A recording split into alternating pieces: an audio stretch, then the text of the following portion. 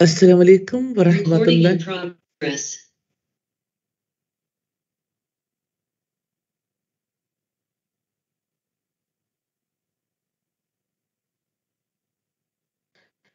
السلام علیکم ورحمۃ اللہ وبرکاتہ. کیا حال ہے آپ سب لوگوں کے؟ اللہ تعالیٰ سب کو اپنی خیر و برکت میں، اپنی رحمتوں میں، اپنی نوازشوں میں رکھے، اپنی عافیت، اپنی سلامتی میں رکھے.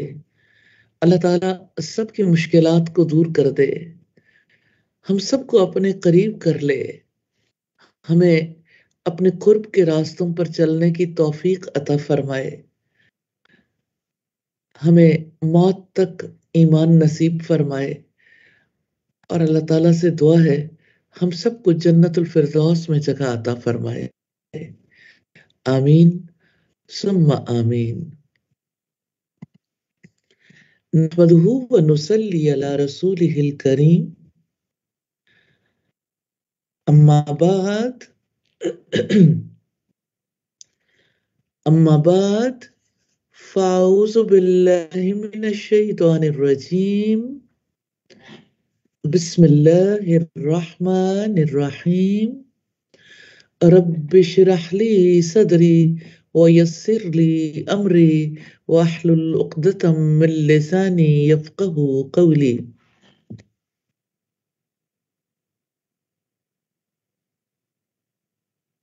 آج ہم بات کریں گے ان خوبصورت ترین لمحات کی یادوں کو تازہ کرنے کے لیے.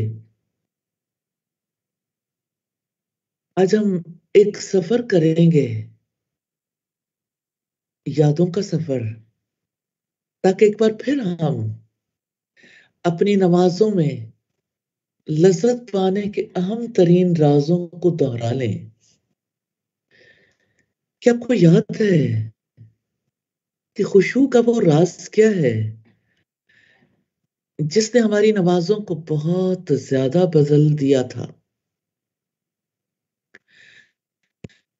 خشوع کا راز یہ ہے کہ ہر وہ لفظ جو آپ نماز میں کہتے ہیں وہ آپ اللہ تعالیٰ کی طرف رخ کر کے کہیں، اور آپ کی نماز کا ہر لفظ اللہ تعالیٰ کو مخاطب کر کے کہا گیا ہو. اپنی نمازوں میں اللہ تعالیٰ کو مخاطب کریں، اور یہ کہ آپ نماز کے کسی بھی حصے میں اس راز کو نہیں بھولیں. آپ نے جو کہنا ہے اپنے رب سے کہنا ہے.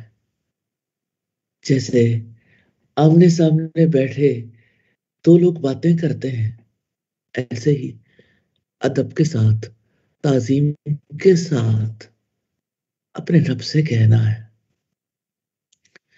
لیکن یہ بھی یاد رکھنا ہے نماز کے الفاظ ایسے نہیں کہنے کہ گویا آپ کسی کو سبق سنا رہے ہوں. اپنی توجہ محض الفاظ کے تلفظ اور تسبیحات کی تعداد کی طرف نہیں رکھنی.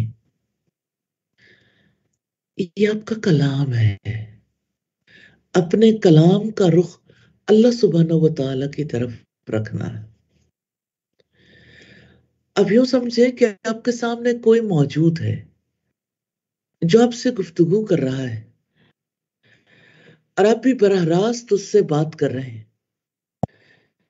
کیا آپ نے محسوس نہیں کیا کہ اگر آپ کسی دوست کو کال کرتے ہیں اور کوئی ٹیپ ریکارڈر آپ سے پیغام ریکارڈ کر کے بھیجنے کو کہتا ہے،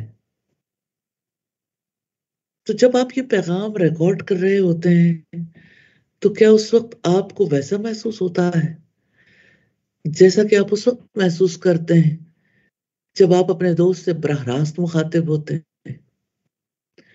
ایسا بالکل نہیں ہے. جب آپ براہ راست بات کرتے ہیں تو آپ زیادہ اچھا محسوس کرتے ہیں اور بات چیت سے زیادہ لطف اٹھاتے ہیں.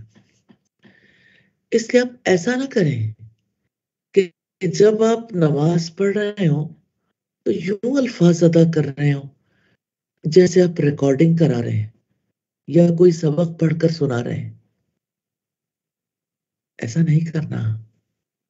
اپنے رب سے براہ راست کلام کرنا ہے جیسا کہ وہ آپ کے سامنے ہے. کیا آپ نے نہیں دیکھا اگر کوئی شخص اکیلے میں کوئی نظم پڑھے تو اس کی کیفیت اس سے مختلف ہوتی ہے جب وہ اپنے کسی دوست کے سامنے اسے مخاطب کرتے ہوئے کوئی نظم پڑھتا ہے. جب اس کا دوست سامنے ہو اور وہ اسے سنا رہا ہو تو نظم سنانے والے کے ایک ایک لفظ کی کیفیت ہی بدل جاتی ہے. اور اللہ تعالیٰ کے لیے بہترین مثال ہے. اگر آپ نماز میں اپنے ہر لفظ کو اپنے رب کی طرف توجہ رکھتے ہوئے کہیں گے ایسے کہ گویا ایک ایک لفظ آپ اللہ تعالیٰ سے کہہ رہے ہوں تو آپ کی نماز بدل جائے گی، بالکل بدل جائے گی. جو شخص اس طرح نماز پڑھتا ہے اس کی زندگی اس شخص سے بالکل مختلف ہو جاتی ہے جو اس طرح نماز نہیں پڑھتا. اللہ کی قسم انسان کو بعض اوقات ایسے ایسے احساس ہوتے ہیں اسے سمجھ نہیں آتا وہ انہیں کیا نام دے. کیا آپ کو یاد ہے نماز میں وہ کون سا احساس ہے جس کی وجہ سے آپ کی نظریں جھکی رہتی ہیں اور آپ کا سر اوپر نہیں اٹھ پاتا؟ آپ کو یاد ہے یہ اللہ تعالیٰ سے حیا کا احساس ہے. دل میں حیا اس وقت تک نشو و نما نہیں پاتی جب تک اسے دو طرح کا پانی نہ پلایا جائے. پہلا یہ کہ اپنے اوپر اللہ تعالیٰ کی نعمتوں کو یاد کریں تو فوراً اللہ تعالیٰ سے حیا آتی ہے کیونکہ آپ کسی ایسی نعمت کا تصور نہیں کر سکتے جو اللہ تعالیٰ کے سوا کسی اور نے آپ کو دی ہو. آپ جس بھی نعمت پر غور کریں گے تو آپ کو محسوس ہوگا کہ اللہ تعالیٰ ہی اس نعمت کو آپ تک لے کر آیا، صرف آپ تک. آپ غور کریں تو دیکھیں گے کہ جتنی نعمتیں آپ کے اور آپ کے اہل خانہ کے پاس موجود ہیں اللہ تعالیٰ نے آپ کے علاوہ کتنے ہی لوگوں کو ان سے محروم کر رکھا ہے. کوئی ایک بھی نعمت ایسی نہیں ہے جو اللہ تعالیٰ نے آپ کو دی ہو اور اس نے دوسرے لوگوں میں اس سے محروم نہ کیا ہو، یعنی کسی دوسرے کو اس سے محروم نہ کیا ہو. اس میں کوئی شک ہی نہیں ہے کہ کچھ لوگوں کے پاس ایسی چیزیں ہوتی ہیں جو دوسروں کے پاس موجود نہیں ہوتی لیکن اللہ تعالیٰ نے وہ آپ کو عطا کی ہوتی ہیں.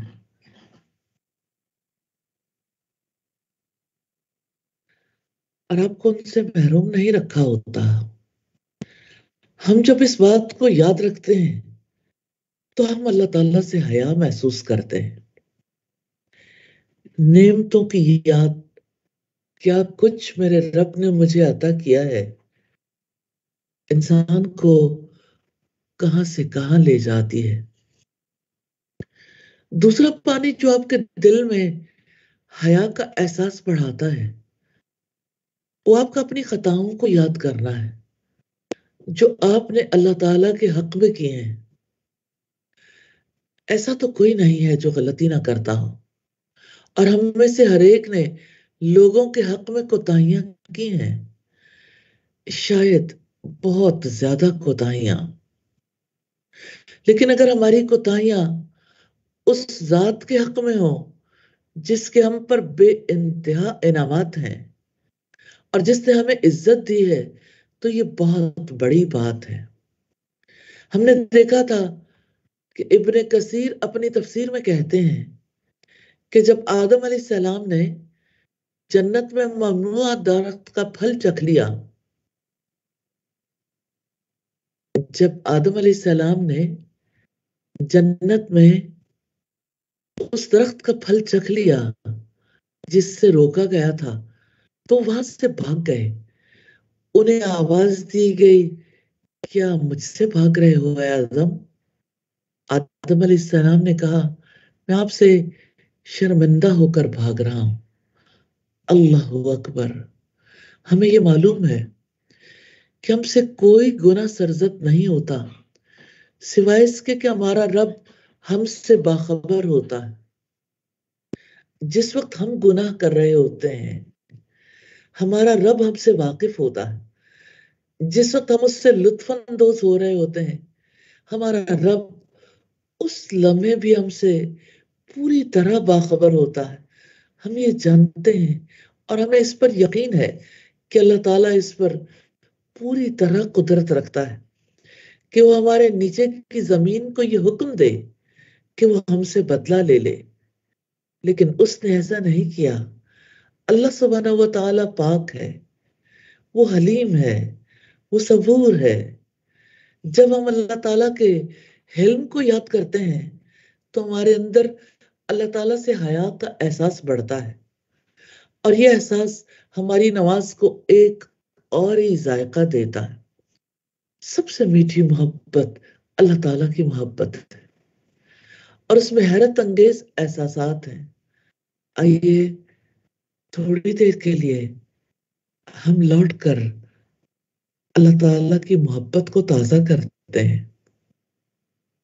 अल्लाह ताला ने लोगों के दिल ऐसे बनाए हैं कि वो हर चीज में खूबसूरती से मोहब्बत करते हैं। वो अखलाक की खूबसूरती से मोहब्बत करते हैं, वो चेहरों की खूबसूरती से मोहब्बत करते हैं, वो मिजाज की खूबसूरती से मोहब्बत करते हैं, वो रंगों की खूबसूरती से मोहब्बत करते हैं। हर वो चीज जो खूबसूरत हो, लोग उससे मोहब्बत करते हैं। हमारा रब जिसकी हम इबादत करते हैं, वो बेइंतहा खूबसूरत है, जमील है। वो कायनात की सबसे ज्यादा खूबसूरत हस्ती है, जिसके बारे में नबी करीम सल्लल्लाहु अलैहि वसल्लम का इरशाद है, इन्नल्लाह जमीलुन युहिब्बुल जमाल। अल्लाह ताला खूबसूरत है और खूबसूरती को पसंद करता है। फिर दिल उससे कैसे ना मोहब्बत करें।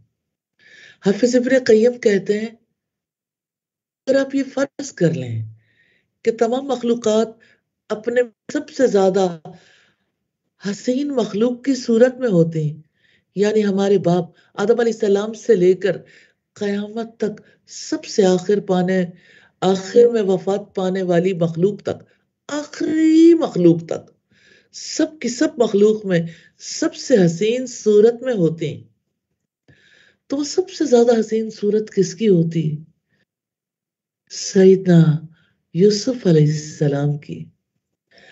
अगर तमाम मखलूकात सईदा यूसुफ अलैहिस्सलाम जितनी खूबसूरत होती, फिर उन सब के हुस्न जमाल को जमा कर लिया जाता, फिर उस जमा किए हुए हुस्न जमाल को अल्लाह ताला के जमाल से निस्बत दी जाती, तो ये निस्बत एक कमजोर मोमबत्ती की सूरज से मुनासबत से भी कम होती। इसीलिए अहले जन्नत के लिए सबसे बड़ी नेमत ये होगी कि उनका रब अपना हुस्न उनके सामने अपना जमाल जाहिर कर देगा। फिर वो उसे देखेंगे, जैसा कि अल्लाह ताला का फरमान है, वुजूह यौमइज़िन नाज़िरा इला रब्बिहा नाज़िरा। बस चेहरे उस दिन तरोताजा होंगे, अपने रब की तरफ देखने वाले होंगे। दुनिया की हर खूबसूरती नाकिस है, क्योंकि हर खूबसूरती बिल आखिर बदसूरती में बदल जाती है। क्या आपने फूलों को मुरझाते और जवानियों को फना होते नहीं देखा? हाँ, हर जमाल फानी है, सिवाय अल्लाह ताला के जमाल के। उसका फरमान है, कुल्लु मन अलैहा फान। जो जमीन पर है हर एक चीज फानी है। वयबका वजहू रब्बिका जुल जलाली वल इकराम। और आपके रब ही का चेहरा बाकी रह जाएगा, जो बड़ी शान वाला और इज्जत वाला है। हाँ, अल्लाह की कसम, उसके जमील चेहरे के सिवा कुछ भी बाकी नहीं रहेगा। उस अजीम اور پاک ذات کا چہرہ ہی باقی رہنے والا ہے، تو کیا آپ نے جان لیا کہ وہ کس قدر جمیل ہے؟ کیا آپ نے سمجھ لیا کہ اس کے جمال کی کیا شان ہے؟ اب آپ نے یہ تصور کرنا ہے کہ اللہ تعالیٰ اپنے اس جمیل چہرے کو، جس کے جمال کی یہ شان ہے، اس سے آپ کی طرف رکھتا ہے جب آپ نماز پڑھتے ہیں۔ نبی صلی اللہ علیہ وسلم نے فرمایا، ان اللہ ینصب وجہہ لوجہ عبدہ فی صلاتہ ما لم یلتفت۔ اللہ تعالی اپنا چہرہ نماز پڑھتے ہوئے بندے کے چہرے کی طرف رکھتا ہے جب تک کہ وہ ادھر ادھر نہ دیکھے۔ اس کو تصور کریں کہ وہ اپنا چہرہ آپ کی طرف رکھتا ہے، وہ کیسے اپنا چہرہ ہماری طرف رکھتا ہے یہ تو ہم نہیں جانتے۔ ہم اس کے اسماء حسنی اور اعلیٰ صفات کا اس بات کرتے ہیں، لیکن نہ تو کیفیت بیان کرتے ہیں، نہ تشبیہ بیان کرتے ہیں، نہ تحریف کرتے ہیں، اور نہ ہی تعطیل کرتے ہیں۔ کیا آپ جانتے ہیں کہ تھوڑی دیر کے بعد آپ کس کے سامنے کھڑے ہوں گے؟ جب تھوڑی دیر کے بعد آپ نماز پڑھنے کھڑے ہوں گے تو آپ اپنے جمیل معبود کے سامنے کھڑے ہوں گے۔ ہو سکتا ہے کہ آپ نے یہ نماز ادا کر لی ہو، لیکن پھر بھی کچھ ہی دیر کے بعد جب سورج نکل آئے گا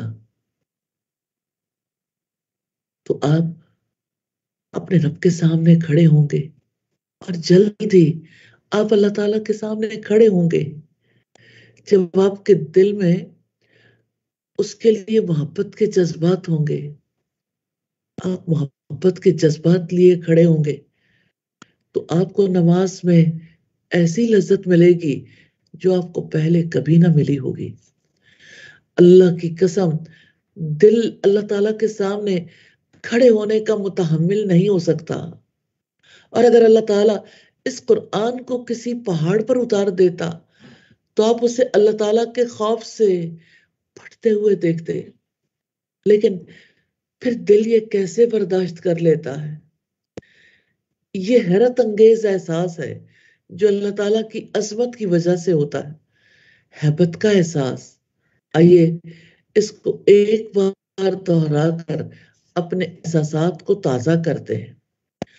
ہمارا رب سبحانہ و تعالی مالک الملک ہے، اور ہر روز بڑی بڑی مخلوقات جیسے جبرائیل علیہ السلام، میکائیل علیہ السلام، اسرافیل علیہ السلام، عرش کو اٹھانے والے فرشتے اس اللہ کی عبادت کرتے ہیں۔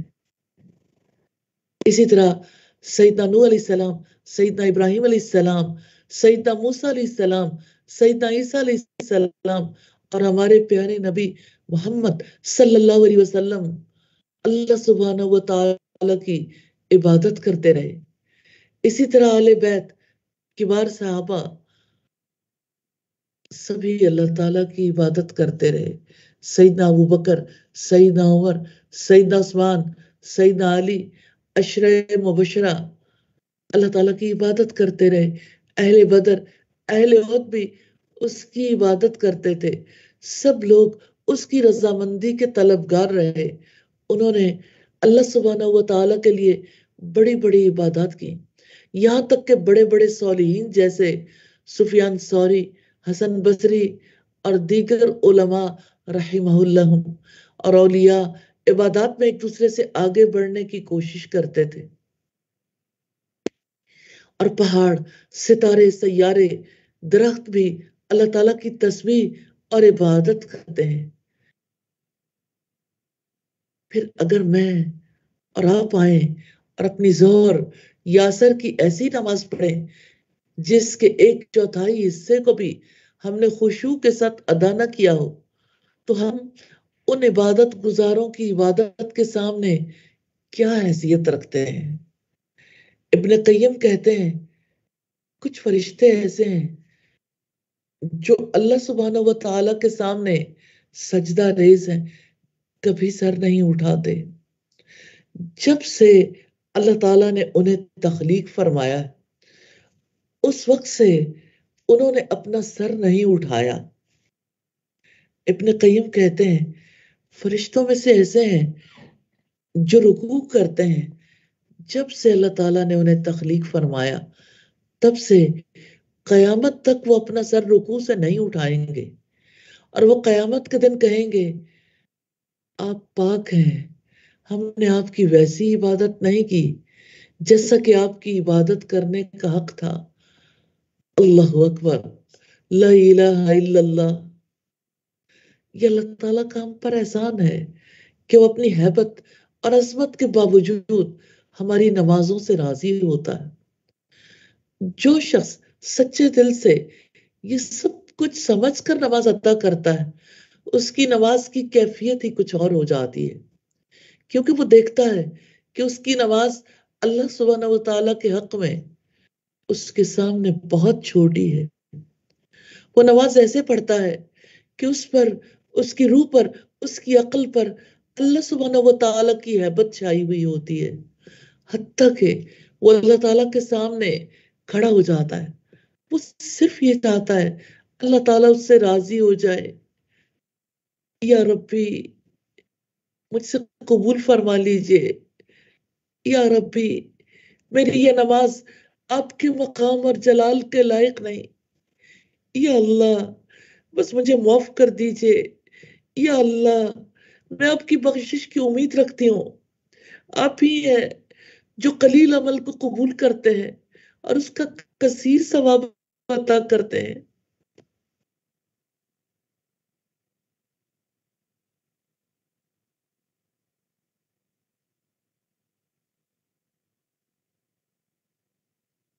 اگر آپ میری نماز قبول فرما لیں تو یہ آپ کا مجھ پر احسان ہوگا، اور اگر آپ میری نماز قبول نہ فرمائیں تو یقیناً میری نماز قبولیت کا حق نہیں رکھتی۔ یقیناً آپ عزیز ہیں، آپ حکیم ہیں۔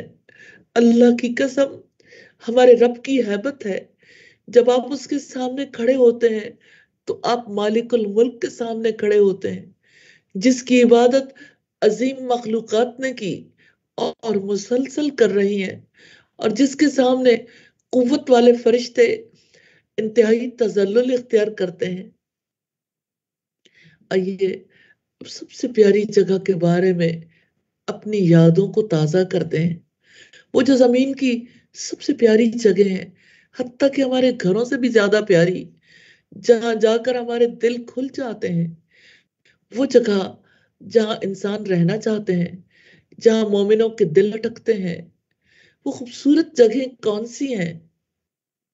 میں چاہتی ہوں کہ جب آپ اللہ تعالیٰ کے گھر کی طرف جائیں تو آپ محسوس کریں کہ آپ اپنے گناہوں کی معافی مانگنا چاہتے ہیں، اور ہم سب گناہگار ہیں۔ ہم چاہتے ہیں کہ ہم اپنے گناہوں کی معافی مانگیں، اس لیے ہم اپنے رب کے پاس جاتے ہیں تاکہ اس سے بخشش اور معافی مانگیں، اس لیے ہم اس کے گھر جاتے ہیں۔ اور اگر گناہگار کسی سخی کے گھر جاتا ہے تو وہ اکثر معاف کر دیتا ہے اور اس کی غلطی سے درگزر کر دیتا ہے۔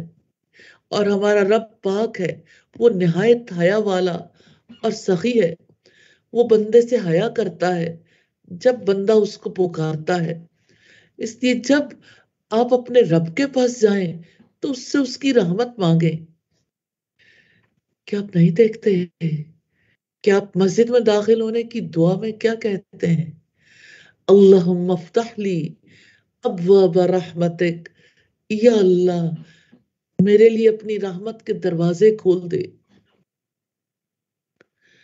اور اگر اللہ تعالیٰ نے آپ کو اپنے گھر میں داخل ہونے کی اجازت دی ہے تو یقیناً اس نے آپ کو عزت بخشی ہے، جیسا کہ آپ کے گھر میں ہر کوئی داخل نہیں ہو سکتا، ایسے ہی اللہ تعالیٰ کے گھر میں بھی ہر کوئی داخل نہیں ہو سکتا۔ کیا آپ پسند کرتے ہیں کہ ہر کوئی آپ کے گھر میں داخل ہو جائے؟ یہی وجہ ہے کہ اللہ تعالیٰ نے بعض ایسے لوگوں کی حوصلہ شکنی کر دی جو اللہ تعالیٰ سے محبت نہیں کرتے، تاکہ وہ مساجد میں نہ جائیں، کیونکہ وہ ان کے گناہوں کی وجہ سے اس بات کو ناپسند کرتا تھا کہ وہ اس کے گھر میں جانے کے لیے اٹھیں۔ اس کا فرمان ہے وَلَكِنْ كَرِهَ اللَّهُ انبِعَاثَهُمْ فَثَبَّتَهُمْ وَقِيلَ قُعُودُوا مَعَ الْقَاعِدِينَ، لیکن اللہ تعالیٰ نے ان کا اٹھنا ہی ناپسند کیا تو اس نے انہیں روک دیا اور کہہ دیا گیا کہ بیٹھنے والوں کے ساتھ ہی بیٹھے رہو۔ اگر آپ چاہیں تو دیکھ لیں کہ ایک مسجد کے ارد گرد کتنے لوگ رہتے ہیں اور کتنے لوگ مسجد میں جاتے ہیں، آپ کو معلوم ہو جائے گا کہ میرا کیا مطلب ہے۔ اس لیے اگر آپ ان لوگوں میں سے ہیں جنہیں اللہ تعالیٰ نے اپنے گھر میں داخل ہونے کے لیے چنا ہے، تو اس کی طرف جاتے ہوئے راستے میں خوشی منائیں، کیونکہ اللہ سبحانہ و تعالیٰ آپ کی وجہ سے خوش ہوتا ہے جب آپ اس کی طرف جاتے ہیں۔ اس کی خبر ہمیں محمد صلی اللہ علیہ وسلم نے دی ہے۔ سیدنا ابو ہریرہ کہتے ہیں نبی صلی اللہ علیہ وسلم نے فرمایا جو مسلمان مسجد کو نماز ذکر الہی کے لیے اپنا گھر بنا لے تو اللہ تعالیٰ اس سے ایسے خوش ہوتا ہے جیسے کہ کوئی شخص بہت دن غائب رہنے کے بعد گھر واپس لوٹے تو گھر والے خوش ہوتے ہیں۔ ہم اپنے رسول کی دی ہوئی خبروں کی تصدیق کرتے ہیں۔ آئیے اب کچھ وقت قیام اللیل کی یادوں میں گزارتے ہیں۔ رات کے کچھ راز ہیں اور کچھ لوگ ہیں جو رات والے ہیں۔ لوگوں میں سے کچھ ایسے ہیں جو رات میں قیام کرتے ہیں اور کچھ ایسے ہیں جو رات میں سوتے ہیں۔ ہم نے دیکھنا یہ ہے کہ ہم کن لوگوں میں شامل ہیں۔ جو لوگ قیام کرتے ہیں ان کا صلہ کیا ہوگا؟ کیا آپ سمجھتے ہیں کہ اللہ تعالیٰ ایسے لوگوں کو ان جیسا بنا دے گا جو ساری رات جاگ کر حرام چیزیں سنتے اور دیکھتے ہیں اور حرام مشروبات پیتے ہیں؟ یقیناً یہ ناممکن ہے۔ وَلَكِنَّ أَكْثَرَ النَّاسِ يَعْلَمُونَ، لیکن اکثر لوگ نہیں جانتے۔ کیا آپ نہیں دیکھتے کہ اگر کوئی شخص گناہ کی رات گزارتا ہے تو اپنی نیند سے ایسی حالت میں بیدار ہوتا ہے کہ اس کا سینہ وحشت محسوس کرتا ہے، وہ غمزدہ اور اداس ہوتا ہے چاہے وہ ساری رات ہنستا رہا ہو۔ اس کے برعکس جب لوگ رمضان کی آخری راتوں میں قیام کرتے ہیں اور اپنی نمازوں اور دعاؤں میں روتے ہیں تو جب وہ صبح سو کر اٹھتے ہیں تو اپنے سینے کو کھلا ہوا محسوس کرتے ہیں۔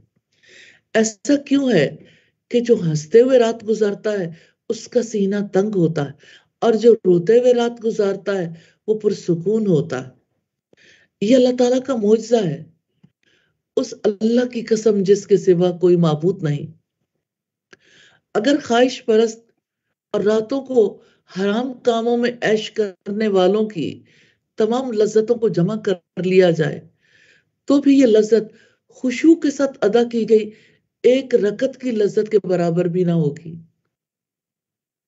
اللہ اکبر۔ اب آئیے ایک منظر دیکھتے ہیں۔